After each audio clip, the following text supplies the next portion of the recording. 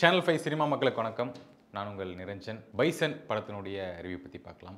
துருவ் விக்ரம் அவருடைய ஒரு 3வது படம். மாரி செல்வராஜ், அனுபமா, ரஜிஷா அண்ட் பசுபதி இவங்கெல்லாம் நடிச்சிருக்காங்க. இந்த படம் வெறும் ஜாதி படம் கிடையாது. அதான் நான் ஃபர்ஸ்ட் சொல்லக்கூடிய இது. ஒரு கபடி வீரருடைய வாழ்க்கை வரலாறு தான் பைசன். மனத்தி கணேசன் அப்படின்னு ஒருத்தர் இருக்காரு, மிகப்பெரிய கபடி பிளேயர். அவருடைய வாழ்க்கை வரலாறு அது கொஞ்சம் எடுத்து அதுலேருந்து கொஞ்சம் ஃபிக்ஷனல் கேரக்டர்ஸ்லாம் ஆட் பண்ணி ஒரு ஃபிக்ஷனல் கதையாக பண்ணியிருக்காரு இந்த படம். ஏன்னா நம்ம ரெகுலராக அவருடைய படங்கள் பார்த்துருக்கோம். Karnan based on true story, வாழை படமும் அவருடைய சைல்டுஹுட் லைஃப், பரியன் நடந்துகிட்டு இருக்கு அவரும் பார்த்த கதைகள், அந்த வழக்கறிஞர் காலேஜில் நடக்கக்கூடிய கதைகள். அப்படிங்கிற பட்சத்தில் இதுவும் ஒரு பேஸ்ட் ஆன் ட்ரூ ஸ்டோரி, அதுலேருந்து கொஞ்சம் தழுவி ஃபிக்ஷனல்லாம் எடுத்திருக்காங்க. எப்படி இருக்கு அப்படின்னு பார்க்கும்போது ஜாதி படம் கிடையாது. ஒரு ஜாதி வந்து இன்னொரு ஜாதியை அடிக்கிறாங்க, அதுக்கான படம் கிடையாது. கபடி வீரருடைய வாழ்க்கையை முழுசாக கொண்டு போயிருக்காங்க. அதுவும் நீங்கள் எடுத்துக்கிட்டிங்கன்னா நிறைய மீம்ஸாக வந்துச்சு. என்ன இருக்க போகுது, இவர் போவார், செலெக்ஷன் ஆக மாட்டார், அதுக்கப்புறம் என்ன ஆக போகிறார், ஊர் டீம் அந்த மாதிரிலாம் சொல்லுவாங்க. அதெல்லாம் கிடையாது. கபடி பிளேயர் எந்த அளவுக்கு உருவாகுறாங்க, அவங்களுடைய தடைகள் என்னென்ன, டீம் செலெக்ஷன் ஆகாதது மட்டும் மேட்ரே கிடையாது. அவங்க எப்படிலாம் டிராவல் ஆகி போகிறாங்க, அதுவும் ஒரு நல்ல ஒரு காடு, ஒரு பட்டிக்காடு அந்த மாதிரி இருக்க இடத்துலேருந்து ஒருத்தர் வராரு. அவரு போய் நேஷனல் லெவலில் விளையாடும் போது, இந்தியாவுக்கு விளையாடும் போது அவருடைய வாழ்க்கை எப்படி இருக்கும், எங்கிருந்து வந்திருக்காரு, அந்த ஸ்க்ராட்ச்லேருந்து வரும்போது அவங்களுடைய அனுபவங்கள் எப்படி இருக்கும் அப்படிங்கிறது தான் பைசன். ஒரு ஜாதிக்குள்ளேயே 2 பிரிவினைகள் இருக்குது, அதுக்குள்ளேயே சண்டை இருக்குது அப்படிங்கிறத சொல்கிற படம் தான் இது.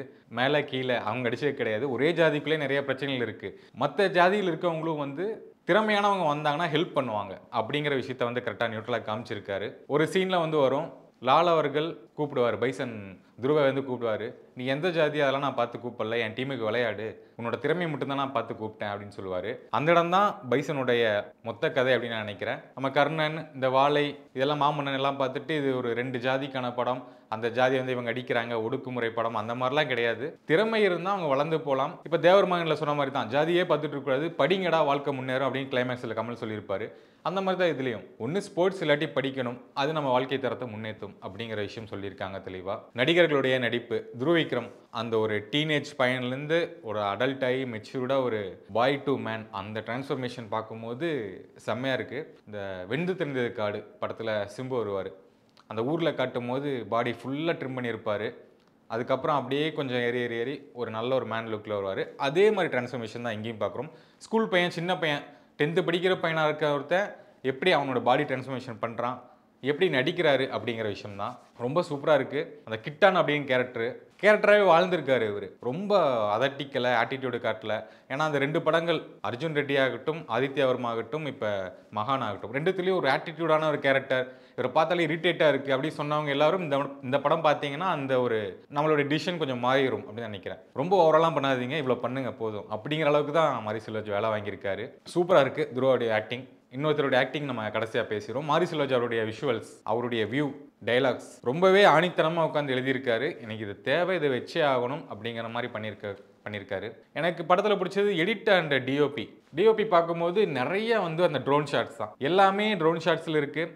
அதாவது அவர் என்ன சொல்ல வர்றாருன்னா, ஒரு இன்டர்வியூல சொல்லியிருந்தாரு, நான் இந்த ட்ரோன் ஷாட் யூஸ் பண்ணுறதுக்கான காரணமே வந்து இந்த கடவுளுடைய வியூ, மேலேருந்து ஒருத்தர் பார்க்குறாரு, இந்த கடவுள் வந்து இந்த ஒரு விஷயத்தை பார்க்குறாரு அப்படின்னா அதனால தான் ட்ரோன் ஷாட் யூஸ் பண்ணேன்னு சொன்னார். கரெக்டாக ஒரு இஷ்யூ நடக்கும், ஒரு ஃபைட் சீன்லாம் நடக்கும், ஒரு எமோஷனல் சீனு, ஒரு ரொமான்ஸ் சீனு, இதெல்லாம் நடக்கும்போதெல்லாம் ட்ரோன் ஷாட் இருக்கும். அதுவும் அவங்க ஊரை வந்து ரொம்ப அழகாக காமிச்சிருக்காரு.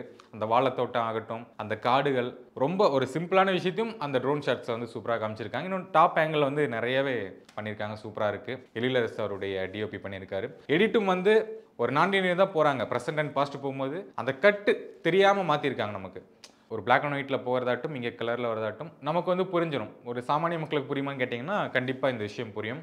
ஸ்டன்ட்ஸ், திலீப் சுப்ராயன் இது வரைக்கும் மாரி செல்வராஜ் அவருடைய படத்திலே வந்து பெஸ்ட் ஸ்டன்ட்ஸ் அப்படின்னா இந்த படம் தான். கர்ணன் பார்க்கும்போது நமக்கு தெரியும், தனுஷ் சார் இந்த அளவு பண்ணுவார், அவர் அடிப்பார் அப்படிங்கிற மாதிரி நமக்கு ஒரு ஃபீல் இருக்குது. இதில் பார்க்கும்போது துருவ ஒரு 10 பேர்த்தை அடித்தாலும் நம்ம நம்புற மாதிரி இருக்குது. அதுக்கான அந்த சீன், அந்த செட்டப் பண்ணுறாங்க. ஒருத்தர் வராங்க, இங்கே வந்து வம்பிழுக்கிறாங்க, அந்த செட்டப் பண்ணி ஹைப் ஏற்றி அப்புறமா துருவ அடிக்கிறாரு. அப்படிங்கும்போது அந்த ஆக்ஷன்ஸ் வந்து சூப்பராக இருக்குது. எங்கேயுமே எனக்கு தெரிஞ்சு இந்த கயிறு கட்டியோ டூப் போட்டோ அந்த மாதிரி அடிச்சு நான் பார்க்கல. எல்லாமே ரியலா சேத்துக்குள்ள இறங்கி புரண்டு அடி சண்டை போடு இப்படி தான் இருக்குது. ரோட்டில் மண் புழுதியில் ரொம்பவே எஃபர்ட் போட்டிருக்காங்க. ஸ்டன்ட்ஸ் சூப்பராக இருக்குது. துருவும் சூப்பராக பண்ணியிருக்காரு. இந்த படம் மொத்தமாக பார்க்கும்போது அப்படியே ஸ்டன்ட்ஸில் பார்க்கும்போது அப்படியே உடம்புலாம் முறுக்கேறும். செம்மையாக இருக்குங்க ஸ்டன்ட்ஸ் அப்படிங்கிற மாதிரி. ஸ்டன்ட்ஸுக்கு மிகப்பெரிய அவார்டு வந்து இந்த படத்துக்கு கிடைக்கும் அப்படிங்கிற எந்த சந்தேகமும் இல்லை. ஒரு வாழ்க்கை வரலாறு, கபடி பிளேயர் ஒரு வாழ்க்கை வரலாறு ஒரு ட்ராவல் ஆகிட்டு இருக்கு. பாண்டியராஜா அண்டு கந்தசாமி அப்படிங்கிற ஒரு 2 ஐகான் அவங்களுடைய ஒரு தழுவலாக இங்கே வந்து வச்சுருக்காங்க. உண்மையான பேர் வந்து பசுபதி பாண்டியன் அவர்கள். அந்த தெற்க சைடு வந்து அவர் மிகப்பெரிய ஒரு கட்சி அந்த மாதிரியான இதெல்லாம் வச்சுருந்தாங்க. அந்த கேரக்டர்லாம் ஏன் அது ஒரு கான்ட்ரவர்சியல் ஆகும், இப்போவுமே நடந்தால் அது ஜாதிக்குள்ளே சண்டை ஆகும் அப்படின்லாம் இப்போ பேசிட்டு வராங்க. அதுக்கான வாய்ப்புகள் கிடையாது அப்படிங்கிறது தான். அவங்களுடைய கேரக்டர் ஏன் இங்கே வருது அப்படிங்கும்போது அதுவும் அந்த த்ரூ லைஃப்பில் வந்து பாதிக்குது. ஒரு வேற கேஸ்ட்டில் இருக்கக்கூடியவர் வந்து இன்னொரு கேஸ்ட்டுக்கு விளையாட போகிறாங்க அப்படின்னா இங்கே இருக்கவங்களாம் எப்படி பார்ப்பாங்க அப்படிங்கிற விஷயம் இருக்குது. அங்கே மேலே இருக்கவரும் அவருடைய வியூ என்ன, அவரையுமே வந்து நம்ம தப்பாகவே காட்டிகிட்டே இருக்கோம் படத்தில் அப்படிங்கிறதுக்காக இதில் கொஞ்சம் கரெக்டாக காமிச்சிருக்காரு. அவங்க வந்து எல்லா டைமும் கீழே இருக்கவங்களை போட்டு அடிக்க மாட்டாங்க, திறமை இருந்தால் மதிக்கிறாங்க, அவ்வளோதான். என்னால் மாற்றிக்க முடியாது அப்படின்னும் அவர் சொல்கிறாரு. இதெல்லாம் வந்து கொஞ்சம் ரொம்ப தைரியம் வேணும், ரொம்ப கட்ஸ் வேணும் இந்த மாதிரி எழுதி இப்போ படம் ரிலீஸ் பண்ணுறதுக்கே. அந்த பசுபதி பாண்டியன் அவருடைய கேரக்டர் சின்ன சின்ன இடத்துல வச்சுட்டு இருந்தார் படத்துலலாம். இதில் வந்து ஓப்பனாகவே அவருடைய லுக் லைக் அப்படியே காமிச்சிட்டாங்க. அமீர் சார் பண்ணியிருந்தார், சூப்பராக இருந்துச்சு. எனக்கு பார்க்கும்போது அந்த ராஜன் வைப்பு தான் இருந்துச்சு, வட சென்னை ராஜன். ஏன்னா இந்த பக்கம் த்ரூ கேரக்டரு மற்ற எல்லா கேரக்டருக்கும் அப்படியே சாஃப்ட் டோனில் இருக்கும், படம் அப்படியே சாஃப்டாக இருக்கும்.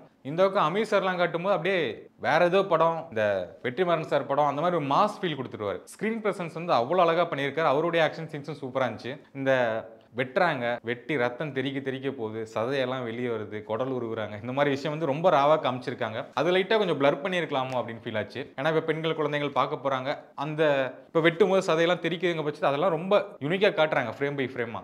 அதை கொஞ்சம் தவிர்த்து இருக்கலாமோ அப்படின்னு தோணுச்சு. இந்த விஷயம் கான்ட்ரவர்சியல் ஆகுமா தேவையான்னு கேட்டிங்கன்னா இந்த படத்துக்கு தேவைதான். ஏன்னா அவங்களுடைய வாழ்க்கையும் போது, இங்கே ஒருத்தர் சாமானிய மக்களுடைய வாழ்க்கையும் போது, இந்த சாமானிய மக்களுடைய வாழ்க்கை அவங்களுடைய வாழ்க்கையை கூட கனெக்ட் ஆகுது. அவங்களுக்கு இவங்களுக்கு என்ன சம்மந்தம், அவங்க எப்படி இதுக்குள்ளே வராங்க அப்படிங்கிறதா சொல்லியிருக்காங்க. அதுக்காக தான் அந்த 2 கேரக்டர்ஸ். அது வந்து பெருசாக கான்ட்ரவர்சியல் ஆகும், இப்போ சண்டை ஆகும் அப்படிங்கலாம் எதுவுமே கிடையாது.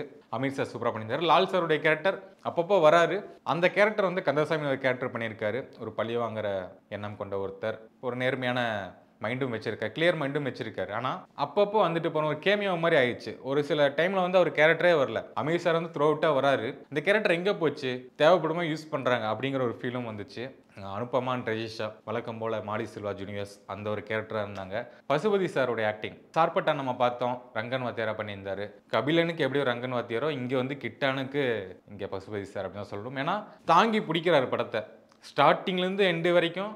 ஒரு அப்பா பையனுக்கு பாதுகாப்பாக கூட போகிறாரு, வயிற்றில் கத்தி வச்சுட்டே சுற்றிட்டு இருக்காரு, அந்த ஒரு அடி வாங்குறாரு.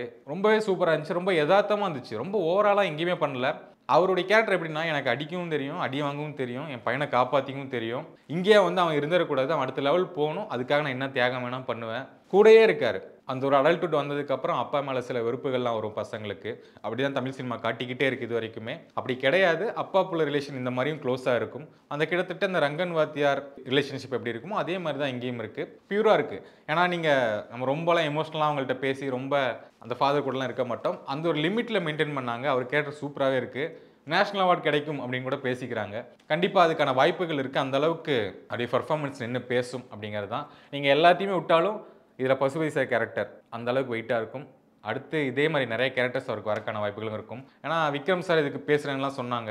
விக்ரம் சார் நடிச்சிருந்தாருன்னா மேபி அவருடைய படமாக இது போயிருக்கலாம். அந்த அசுரன் ஃபீல் வந்திருக்கும், பையனை காப்பாற்றுறதுக்கு அப்பா என்னெல்லாம் பண்ணுறாரு அந்த மாதிரி டோனில் போயிருக்கும். இது த்ரூ அவுட்டாக த்ரூ அண்டு பசுபதி அப்படிங்கிற மாதிரி வந்த மாதிரி இருந்துச்சு, நல்லா இருந்துச்சு. மாரி செல்வராஜ் அவர்கள் சொல்லக்கூடிய விஷயம் கரெக்டாக சொல்கிறாரு. ஆனால் அந்த ஒரு டெம்ப்ளேட்லேயே இருக்கிற மாதிரி எனக்கு ஒரு ஃபீல் இருக்குது. இது ஒரு 5வது படம், தொடர்ந்து அதே டெம்ப்ளேட், கர்ணன், மாமன்னன், அப்புறம் இப்போ வாழை, இது எல்லாமே ஒரே டெம்ப்ளேட்டில் அந்த ஒரு குறிப்பிட்ட கேரக்டர்ஸ் இருப்பாங்க, குறிப்பிட்ட வில்லேஜில் நடக்கும், சேம் இஷ்யூஸஸ் தான் நடக்கும், வேற ஒரு சின்ன கதைக்களம் மட்டும் மாறுது, அவ்வளோதான். கர்ணனில் வந்து பஸ்ஸு வரல, என் ஸ்டாப்பில் பஸ்ஸு நிற்கலை அப்படிங்கிற ஒரு சண்டையில் போகிறாங்க. இதுலேயும் வந்து கிட்டத்தட்ட அப்படி தான். ஒரு கபடி வீரர் கொஞ்சம் வெளியே போய் விளாட்ணும்னு நினைக்கிறாங்க, அது கூடல ஒரே டெம்ப்ளேட்டில் சுற்றுறீங்களோ அப்படின்னு ஒரு ஃபீல் இருந்துச்சு. மாமன்னன் இதில் கம்ப்ளீட்டாக கொஞ்சம் வேறு மாதிரி இருந்துச்சு, கொஞ்சம் சிட்டி பேஸ்டு ஃபிலிமாக அந்த மாதிரி இருந்துச்சு. இந்த டெம்ப்ளேட் உடச்சி கொஞ்சம் வேறு மாதிரி பண்ணால் நல்லாயிருக்கும் அப்படிங்கிறதான் எல்லாத்துடைய ஆசையாகவும் இருக்குது.